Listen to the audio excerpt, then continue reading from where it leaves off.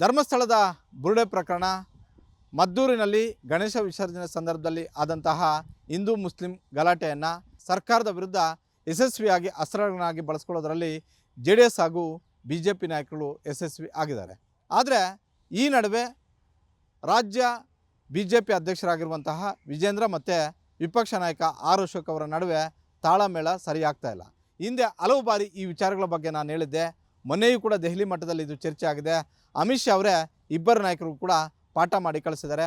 ಅದರ ಇನ್ಸೈಡನ್ನು ಈ ಎಪಿಸೋಡಲ್ಲಿ ನಿಮಗೆ ಕೊಡ್ತಾ ಇದ್ದೀವಿ.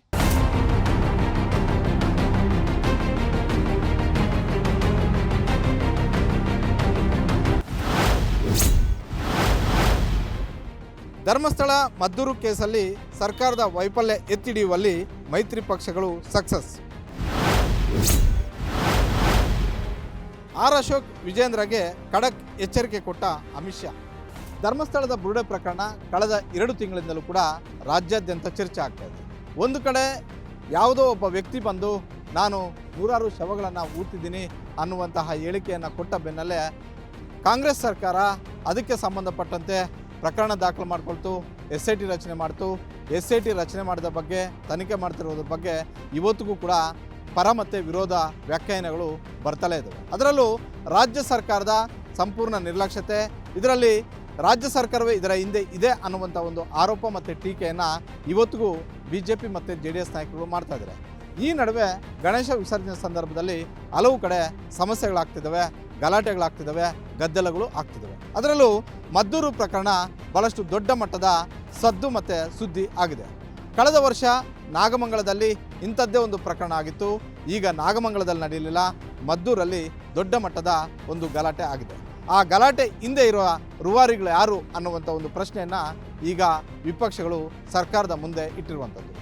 ಕಾಂಗ್ರೆಸ್ ನಾಯಕರುಗಳು ಪದೇ ಪದೇ ಒಂದು ಸಮುದಾಯವನ್ನು ಓಲೈಕೆ ಮಾಡ್ತಾ ಇರುವಂಥದ್ದು, ಹೆಚ್ಚು ಓಲೈಕೆ ಮಾಡಿದಂತೆಲ್ಲ ಅವರು ಹಿಂದೂಗಳ ಮೇಲೆ ಗದಪ್ರಹಾರ ಮಾಡ್ತಾ ಇದ್ದಾರೆ ಅನ್ನುವಂತಹ ಹೇಳಿಕೆಗಳು ಬರ್ತಾ ಇದ್ದಾವೆ. ಅವತ್ತು ಸೂಕ್ತವಾದಂತಹ ಒಂದು ಬಂದೋಬಸ್ತ್ ಕ್ರಮಗಳನ್ನು ಕೈಗೊಂಡಿಲ್ಲ ಅನ್ನುವಂಥ ಒಂದು ಕಾರಣಕ್ಕೋಸ್ಕರ ಮಸೀದಿಯ ಮುಂದೆ ಬಹಳ ದೊಡ್ಡವಾದಂಥ ಒಂದು ಗದ್ದಲ ನಡೆಯಿತು.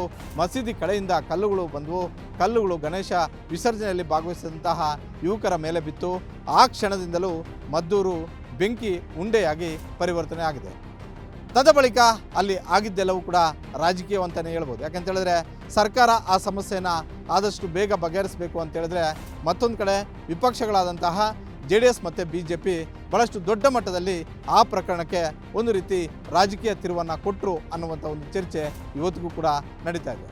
BJP ಮತ್ತು JDS ಅವರು ಏನೇ ರಾಜಕೀಯವಾಗಿ ತಿರುವನ್ನು ಕೊಟ್ಟರು ಕೂಡ ಅದರಲ್ಲಿ ಸಂಪೂರ್ಣವಾಗಿ ವಿಫಲವಾಗಿದ್ದು ರಾಜ್ಯ ಸರ್ಕಾರ, ಪೊಲೀಸ್ ಇಲಾಖೆ. ಯಾಕಂತ ಹೇಳಿದ್ರೆ ಗಣೇಶ ವಿಸರ್ಜನೆ ಸಂದರ್ಭದಲ್ಲಿ ಅದು ಮದ್ದೂರಾಗಿರಲಿ, ನಾಗಮಂಗಲ ಆಗಿರಲಿ, ಮೈಸೂರು ಆಗಿರಲಿ, ಹುಬ್ಳಿ ಆಗಿರಲಿ, ಬೆಳಗಾವಿ ಆಗಿರಲಿ, ಆ ಗಣೇಶ ಯಾವ ದಾರಿಯಲ್ಲಿ ಹೋಗ್ತಾನೆ ಅಲ್ಲಿ ಬೇರೆ ಕೋಮಿನ ಯಾವುದಾದ್ರೂ ಮಸೀದಿ ದರ್ಗಾಗಳಿದ್ದಾವ, ಅದನ್ನು ಎಷ್ಟು ಸೂಕ್ಷ್ಮವಾಗಿ ನಾವು ಬಂದೋಬಸ್ತ್ ಮಾಡಬೇಕು ಅನ್ನುವಂಥ ಒಂದು ನಿರ್ಧಾರವನ್ನು ತೆಗೆದುಕೊಳ್ಬೇಕಾಗಿರುವಂಥದ್ದು ಜಿಲ್ಲಾಡಳಿತ, ಜಿಲ್ಲಾ ಪೊಲೀಸ್ ವರಿಷ್ಠಾಧಿಕಾರಿಗಳು. ಮದ್ದೂರಲ್ಲಿ ಅವತ್ತು ಎಚ್ಚರಿಕೆ ಆದಂಥ ಒಂದು ಕ್ರಮಗಳನ್ನು ತೆಗೆದುಕೊಂಡಿದ್ರೆ ಆ ಮದ್ದೂರು ಇಷ್ಟು ದೊಡ್ಡ ಮಟ್ಟದ ಒಂದು ಸುದ್ದಿ ಆಗ್ತಿರಲಿಲ್ಲ. ಆದರೆ ಅವತ್ತು ಕಾನೂನು ಮತ್ತು ಸುವ್ಯವಸ್ಥೆಯ ವೈಫಲ್ಯತೆ ಕಾರಣದಿಂದಾಗಿ ದೊಡ್ಡ ಗಲಭೆ ಸೃಷ್ಟಿಯಾಯಿತು. ಹೀಗಾಗಿ ಮಾರನೇ ದಿನ ಅದನ್ನು ರಾಜಕೀಯವಾಗಿ ತಿರುವು ಪಡ್ಕೊಂಡಿದ್ದು ಸಹಜ. ಅದರಲ್ಲೂ ಧರ್ಮಸ್ಥಳ ಬಿಸಿಯಲ್ಲಿದ್ದಂತಹ BJP ಮತ್ತು JDS ನಾಯಕರಿಗೆ ಇದು ದೊಡ್ಡ ಅಸ್ತ್ರವಾಗಿದ್ದು ಕೂಡ ನಿಜ. ಅದರಲ್ಲೂ ಹೇಳಿ ಕೇಳಿ ಹಳೆ ಮೈಸೂರು ಭಾಗದಲ್ಲಿ ಈಗಷ್ಟೇ ಬೀಜ ಬಿತ್ತನೆ ಮಾಡ್ತಿರುವಂತಹ BJPಯವರು ಮುಂದಿನ ದಿನಗಳಲ್ಲಿ ಅದನ್ನು ಗಿಡವಾಗಿ ಬೆಳೆಸಬೇಕು, ಎಮ್ಮರವಾಗಿ ಬೆಳೆಸಬೇಕು ಅನ್ನುವಂತಹ ಒಂದು ಚಿಂತೆಯಲ್ಲಿದ್ದಾರೆ. ಆ ಚಿಂತನೆಯಲ್ಲೇ ಅವರು ಮದ್ದೂರು ಪ್ರಕರಣವನ್ನು ಬಹಳಷ್ಟು ಗಂಭೀರವಾಗಿ ತೆಗೆದುಕೊಂಡಿದ್ರು. ಮೈತ್ರಿ ಪಕ್ಷವಾದಂತಹ JDS ಜೊತೆಗೆ ಮದ್ದೂರಿಗೆ ಹೋಗಿ ಶಕ್ತಿ ಪ್ರದರ್ಶನ ಮಾಡುವಂತಹ ಶೋಭಾಯಾತ್ರೆಯನ್ನು ಮಾಡುವಂಥ ಒಂದು ಕೆಲಸವನ್ನು ಮಾಡಿದ್ರು. ಜೊತೆಗೆ ಪದೇ ಪದೇ ಕಾಂಗ್ರೆಸ್ ನಾಯಕರು ಓಲೈಕೆ ರಾಜಕಾರಣ ಮಾಡ್ತಿರುವಂತಹ ಒಂದು ಹಿನ್ನೆಲೆಯಲ್ಲಿ ರಾಜ್ಯಾದ್ಯಂತ ಇಂಥ ಒಂದು ಪ್ರಕರಣಗಳು ದಿನೇ ದಿನೇ ಜಾಸ್ತಿ ಆಗ್ತಾ ಇದ್ದಾವೆ ಅನ್ನುವಂಥ ಒಂದು ಸಂದೇಶವನ್ನು ರವಾನೆ ಮಾಡುವಂತಹ ಒಂದು ಕೆಲಸವನ್ನು ಮಾಡಿದ್ರು. ಆದರೆ BJP ನಾಯಕರು ಮದ್ದೂರು ಮುಟ್ಟೋದಕ್ಕೂ ಮೊದಲೇ ನಿಖಿಲ್ ಕುಮಾರಸ್ವಾಮಿ ಅವರು ಮದ್ದೂರಿಗೆ ತಲುಪಿದ್ರು.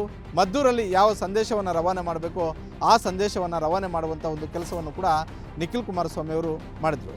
ಕಾರಣ ಇಷ್ಟೇ, ನಿಖಿಲ್ ಕುಮಾರಸ್ವಾಮಿ ಆಗಿರ್ಬೋದು, ಕುಮಾರಸ್ವಾಮಿ ಅವರು ಆಗಿರ್ಬೋದು, ದೇವೇಗೌಡರಾಗಿರ್ಬೋದು ಇನ್ನೂ ಕೂಡ ಸಂಪೂರ್ಣವಾಗಿ ಮೈತ್ರಿಯ ಮೇಲೆ ನಂಬಿಕೆ ಇಟ್ಕೊಂಡಿಲ್ಲ. 2028ರ ವಿಧಾನಸಭಾ ಚುನಾವಣೆಯಲ್ಲಿ ಒಂದು ವೇಳೆ ಮೈತ್ರಿಯ ವಿಚಾರದಲ್ಲಿ ಸೀಟ್ ಹಂಚಿಕೆ ವಿಚಾರದಲ್ಲಿ ಸಮಸ್ಯೆಗಳು ಸೃಷ್ಟಿಯಾಗಿದೆ ಆದರೆ ಯಾವುದೇ ಕ್ಷಣದಲ್ಲಿ JDS ಅವರು ಪ್ರತ್ಯೇಕವಾಗಿ ಸ್ಪರ್ಧೆ ಮಾಡಬೇಕು ಅನ್ನುವಂಥ ಒಂದು ಚಿಂತನೆ ದೇವೇಗೌಡರಲ್ಲೂ ಇದೆ, ಕುಮಾರಸ್ವಾಮಿ ಅವರಲ್ಲಿ ಇದೆ, ನಿಖಿಲ್ ಕುಮಾರಸ್ವಾಮಿ ಅವರಲ್ಲಿ ಇದೆ, JDS ಕಾರ್ಯಕರ್ತರಲ್ಲೂ ಕೂಡ ಇದೆ. ಹೀಗಾಗಿ ಹಳೆ ಮೈಸೂರು ಭಾಗದಲ್ಲಿ ಯಾವುದೇ ಪ್ರಕರಣ ಬಂದಾಗ ಅದಕ್ಕೆ ಮೊದಲು ರಿಯಾಕ್ಟ್ ಮಾಡುವಂಥದ್ದೇ ನಿಖಿಲ್ ಕುಮಾರಸ್ವಾಮಿ ಅವರು. ಅದನ್ನು ಅಮಿತ್ ಶಾ ಅವ್ರಿಗೂ ತೆಗೆದುಕೊಂಡು ಹೋಗಿದ್ದು ಕೂಡ ಕುಮಾರಸ್ವಾಮಿ ಅವರೇ. BJP ಎನ್ಕ್ಯಾಶ್ ಮಾಡ್ಕೊಳ್ಳೋದಕ್ಕೂ ಮೊದಲೇ ನಾವು ಎನ್ಕ್ಯಾಶ್ ಮಾಡ್ಕೊಳ್ಬೇಕು ಅನ್ನುವಂಥ ಒಂದು ನಿರ್ಧಾರವನ್ನು ಮಾಡಿದಂತಹ ನಿಖಿಲ್ ಕುಮಾರಸ್ವಾಮಿ ಅವರು ಆ ಗಲಾಟೆ ಆದಂತಹ ಮಾರನೇ ದಿನವೇ ಮದ್ದೂರಲ್ಲಿ ಪ್ರತ್ಯಕ್ಷ ಆಗಿದ್ದರು. ಮದ್ದೂರಿನ ಜನರ ಜೊತೆ ನಾವಿದ್ದೇವೆ, ಮದ್ದೂರಿನ ಶಾಸಕ ಎಲ್ಲೋದ್ರು ಅನ್ನುವಂಥ ಒಂದು ಪ್ರಶ್ನೆಯನ್ನು ಕೂಡ ಇಟ್ಟಿದ್ರು. ಹೇಳಿ ಕೇಳಿ ಕಾಂಗ್ರೆಸ್ ಶಾಸಕರು ಲಂಡನ್ ಪ್ರವಾಸದಲ್ಲಿದ್ದರಿಂದ ಅವರು ಬರೋದಕ್ಕೂ ಕೂಡ ಆಗಲಿಲ್ಲ. ಇದು ಸಹಜವಾಗಿ 6 ಬಾರಿ ಶಾಸಕರಾಗಿ ಈಗ ಮಾಜಿ ಶಾಸಕರಾಗಿದ್ದಂತಹ ತಮ್ಮಣ್ಣವ್ರಿಗೂ ಕೂಡ ಒಂದು ಬೂಸ್ಟ್ ಕೊಟ್ಟಂತೆ ಆಯಿತು. ಜೊತೆಗೆ JDS ಸಂಘಟನೆಗೆ ದೊಡ್ಡ ಮಟ್ಟದ ಒಂದು ಅಸ್ತ್ರವೂ ಕೂಡ ಆಯಿತು. ಅದಾದ ಬಳಿಕ ಮಾರನೇ ದಿನ ವಿಜೇಂದ್ರ ಮತ್ತು ಆರ್ ಅಶೋಕ್ ಅವರ ನೇತೃತ್ವದಲ್ಲಿ ನಡೆದಂತಹ ಶೋಭಾಯಾತ್ರೆಯಲ್ಲೂ ಕೂಡ JDSನ ಜಿಲ್ಲಾ ಘಟಕದ ನಾಯಕರು ಭಾಗವಹಿಸಿ ನಾವು ಕೂಡ ಮೈತ್ರಿ ನಾಯಕರ ಜೊತೆ ಹೆಜ್ಜೆ ಆಗ್ತೀವಿ ಅನ್ನುವಂಥ ಒಂದು ಸಂದೇಶವನ್ನು ರವಾನೆ ಮಾಡಿದರು. ಜೊತೆಗೆ ಆರ್ ಅಶೋಕ್ ಅವರ ಬಾಯಲ್ಲೇ 2028ರ ವಿಧಾನಸಭಾ ಚುನಾವಣೆಯಲ್ಲಿ ಮೈತ್ರಿ ಪಕ್ಷಗಳ ಇದ್ದೇ ಇರುತ್ತೆ, ಮೈತ್ರಿ ಪಕ್ಷಗಳೇ ಸರ್ಕಾರವನ್ನು ರಚನೆ ಮಾಡ್ತವೆ, ಸಿದ್ದರಾಮಯ್ಯ ಮತ್ತು DK ಶಿವಕುಮಾರ್ ಅವರು ಇನ್ನು 2.5 ವರ್ಷ ಮಾತ್ರ, ಅದಾದ ಬಳಿಕ ಇನ್ನು 10 ವರ್ಷ ಮೈತ್ರಿ ಪಕ್ಷಗಳದ್ದೇ ಅಧಿಕಾರ ಅನ್ನುವಂತಹ ಹೇಳಿಕೆಯನ್ನು ಕೊಟ್ಟೇ ಬಿಟ್ಟರು. ಯಾವಾಗ ಆರ್ ಅಶೋಕ್ ಅವರು ಇಂಥ ಒಂದು ಹೇಳಿಕೆಯನ್ನು ಕೊಟ್ಟರೋ ಇದಕ್ಕೆ ಹಲವು BJP ಕಾರ್ಯಕರ್ತರು, ಹಲವು BJP ಮುಖಂಡರು, ಹಲವು BJP ನಾಯಕರ ಆಕ್ಷೇಪ ಇದ್ದೇ ಇದೆ. ಇವತ್ತಿಗೂ ಕೂಡ ರಾಜ್ಯ BJPಯಲ್ಲಿ ಮೈತ್ರಿ ವಿಚಾರಕ್ಕೆ ಸಂಬಂಧಪಟ್ಟಂತೆ 2 ಅಭಿಪ್ರಾಯಗಳಿವೆ. ಒಂದು ಬಣ ಹೇಳ್ತಿದೆ ಮೈತ್ರಿಯಿಂದ ನಾವು ಚುನಾವಣೆ ಮಾಡಿದ್ರೆ ಕನಿಷ್ಠ 150 ಸ್ಥಾನಗಳನ್ನು ಗೆಲ್ಲಬಹುದು ಅಂತ. ಆದರೆ ಮತ್ತೊಂದು ಬಣ ಅಂದರೆ ವಿಜೇಂದ್ರ ಅವರ ಬಣ ಹೇಳ್ತಿದೆ 2028ರ ವಿಧಾನಸಭಾ ಚುನಾವಣೆಗೆ ನಾವು ಮೈತ್ರಿ ಮಾಡಿಕೊಳ್ಳುವ ಅವಶ್ಯಕತೆ ಇಲ್ಲ, ಗ್ಯಾರಂಟಿಗಳ ಸರ್ಕಾರ ಅಂದರೆ ಅರ್ಥಾತ್ ಕಾಂಗ್ರೆಸ್ ಸರ್ಕಾರದ ವೈಫಲ್ಯಗಳನ್ನು ಇಟ್ಕೊಂಡು ನಾವು ಜನರ ಮುಂದೆ ಹೋದರೆ 120ರ ಗಡಿ ದಾಟೋದು ದೊಡ್ಡ ಕಷ್ಟವೇನಲ್ಲ. ಹೀಗಾಗಿ BJP ವರಿಷ್ಠರನ್ನ ಮನವೊಲಿಸಿ ನಾವು ಸ್ವತಂತ್ರವಾಗಿ 2028ರ ಚುನಾವಣೆಯನ್ನು ಎದುರಿಸೋಣ ಅಂತ. ಇಷ್ಟೆಲ್ಲ ಆದ ಬಳಿಕ ಅಮಿತ್ ಶಾ ಅವರ ಭೇಟಿಗೆ ಮೊನ್ನೆ ವಿಜೇಂದ್ರ ಮತ್ತು ಆರ್ ಅಶೋಕ್ ಸೇರಿದಂತೆ ಪ್ರಹ್ಲಾದ್ ಜೋಶಿ ಸೇರಿದಂತೆ ರಾಜ್ಯ BJP ನಿಯೋಗ ಹೋಗಿತ್ತು. ಆ ಸಂದರ್ಭದಲ್ಲಿ ರಾಜ್ಯ BJPಯಲ್ಲಿರುವಂತಹ ಶೀತಲ ಸಮರದ ಬಗ್ಗೆ, ಬನ ಪಾಲಿಟಿಕ್ಸ್ ಬಗ್ಗೆ ಕೆಂಡ ಕಾರಿದ್ದಾರೆ ಅಮಿತ್ ಶಾ. ನೀವು ನಿಮ್ಮ ನಡೆಗಳನ್ನು ಬದಲಾವಣೆ ಮಾಡಿಕೊಳ್ಳದೇ ಇದ್ದರೆ ಆರ್ ಅಶೋಕ್ ಹಾಗೂ ವಿಜೇಂದ್ರ ಅವರು ಆಡಳಿತ ಪಕ್ಷದ ವಿರುದ್ಧ ಹೋರಾಡಿ ನಿಮ್ಮ ನಡುವೆ ಜಗಳಗಳನ್ನು ಮಾಡ್ಕೊಳ್ಬೇಡಿ, ನಿಮ್ಮ ನಡುವೆ ರಾಜಕೀಯ ಬೇಡ ಅನ್ನುವಂಥ ಒಂದು ಸಂದೇಶವನ್ನು ರವಾನೆ ಮಾಡಿದ್ದಾರೆ. ಪ್ರತಿ ದಿನದ ಮಾಹಿತಿಯು ಕೂಡ ದೆಹಲಿಗೆ ಮುಟ್ಟುತ್ತೆ.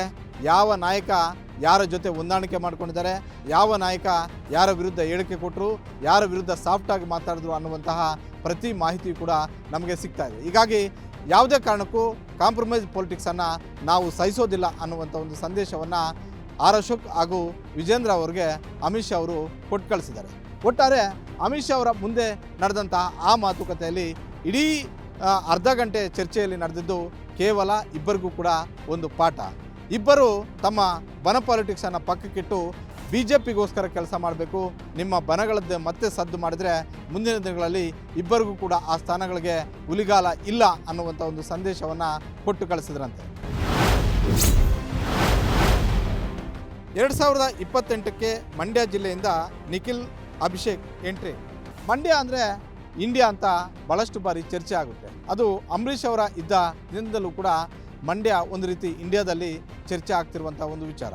2028ರ ವಿಧಾನಸಭಾ ಚುನಾವಣೆಯಲ್ಲಿ ಮಂಡ್ಯ ಜಿಲ್ಲೆ ಭಾಳಷ್ಟು ಹಾಟ್ ಜಿಲ್ಲೆಯಾಗಿ ಪರಿವರ್ತನೆ ಆಗೋದರಲ್ಲಿ ಯಾವುದೇ ಅನುಮಾನವೂ ಕೂಡ ಇಲ್ಲ. ಯಾಕಂತೇಳಿದ್ರೆ ಒಂದು ಕಡೆ JDSಯಿಂದ ನಿಖಿಲ್ ಕುಮಾರಸ್ವಾಮಿ ಅವರು ಫುಲ್ ಆ್ಯಕ್ಟಿವ್ ಆಗಿ ರಾಜ್ಯಾದ್ಯಂತ ಹಾಗೂ ಹಳೆ ಮೈಸೂರು ಭಾಗದಲ್ಲಿ ಸಂಘಟನೆಯನ್ನು ಮಾಡ್ತಾ ಇದ್ದಾರೆ. ಮತ್ತೊಂದು ಕಡೆ ಸುಮಲತಾ ಅಂಬರೀಷ್ ಅವರು ಮೊನ್ನೆ ಶೋಭಾಯಾತ್ರೆಯಲ್ಲಿ ಭಾಗವಹಿಸಿ ಅಭಿಷೇಕ್ ಅಂಬರೀಷ್ ಎಂಟ್ರಿ ಕೊಡೋ ಬಗ್ಗೆನೂ ಕೂಡ ಚರ್ಚೆ ಮಾಡ್ತಾ ಇದ್ದಾರೆ. ಅಂದರೆ ಅರ್ಥಾತ್ 2028ರ ವಿಧಾನಸಭಾ ಚುನಾವಣೆಯಲ್ಲಿ ಮಂಡ್ಯ ಜಿಲ್ಲೆಯಿಂದ ಅಭಿಷೇಕ್ ಅಂಬರೀಷ್ ಹಾಗೂ ನಿಖಿಲ್ ಕುಮಾರಸ್ವಾಮಿ ಇಬ್ಬರು ಕೂಡ ಅದೃಷ್ಟ ಪರೀಕ್ಷೆಗೆ ಇಳಿತಾರೆ ಅನ್ನುವಂಥ ಒಂದು ಚರ್ಚೆ ಆರಂಭ ಆಗಿದೆ. ಪ್ರಾದೇಶಿಕ ಪಕ್ಷವಾದಂತಹ JDS ಅಲ್ಲಿ ಏನೆಲ್ಲ ಆಗ್ತಿದೆ, ನಿಖಿಲ್ ಕುಮಾರಸ್ವಾಮಿ ಅವರ ಬಗ್ಗೆ ಪ್ರಾದೇಶಿಕ ಪಕ್ಷದ ಮುಖಂಡರುಗಳಿಗೆ ಕಾನ್ಫಿಡೆನ್ಸ್ ಬಂತ, ಇದ್ರ ಬಗ್ಗೆನೂ ಕೂಡ ಹೇಳ್ತೀವಿ. ಅದಕ್ಕೂ ಮೊದಲು ಒಂದು ಸಣ್ಣ ಬ್ರೇಕ್.